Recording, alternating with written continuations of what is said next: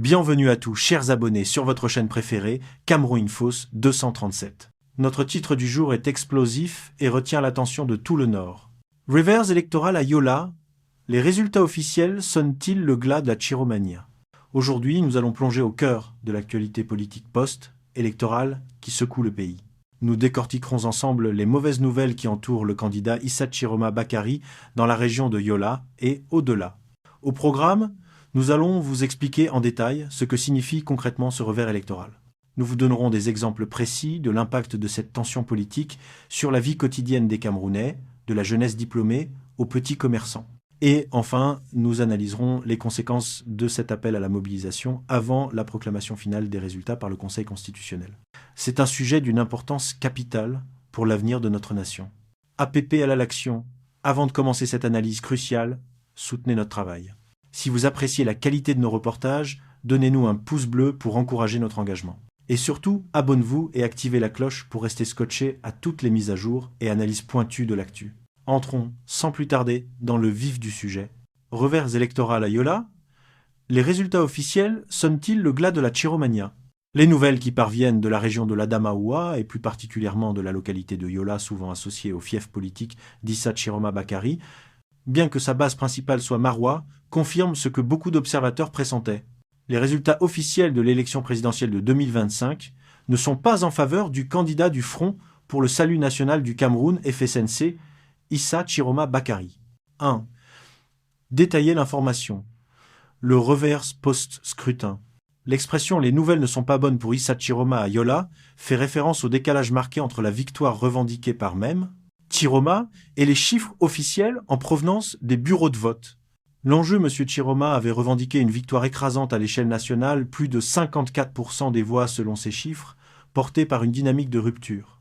Le Nord, dont fait partie la zone de Yola, était censé être un bastion inébranlable pour le candidat originaire de Garoua. La réalité. Les résultats proclamés par l'organe en charge des élections et transmis au Conseil constitutionnel montrent une prédominance du parti au pouvoir. Même dans de nombreux bureaux de vote de l'Adamaoua et de l'extrême nord. 2. Explication approfondie et exemple concret. Dit. Ce revers est lourd de conséquences et illustre plusieurs réalités de la vie politique camerounaise actuelle. A. Le poids des institutions sur la vie communautaire.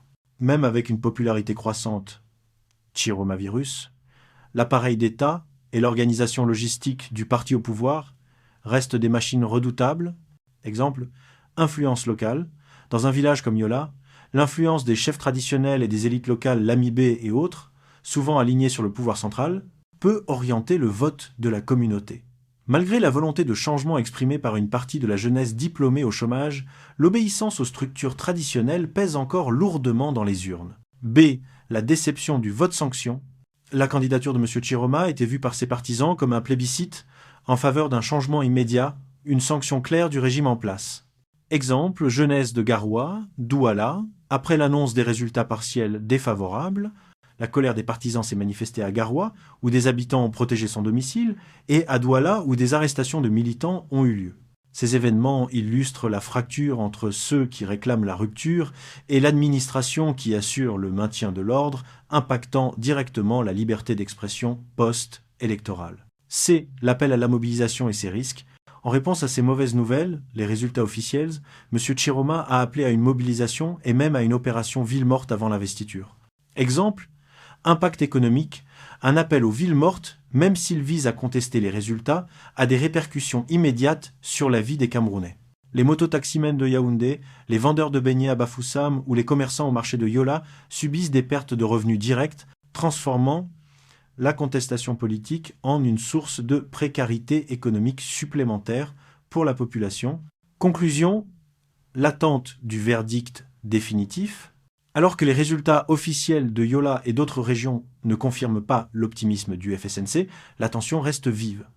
Yaoundé dénonce la sortie de même.